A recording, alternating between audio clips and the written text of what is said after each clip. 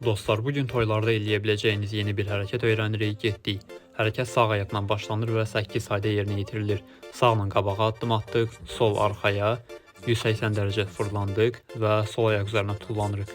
1, 2 arxaya, 3 döndük və sol ayaq üzərinə tullanırıq.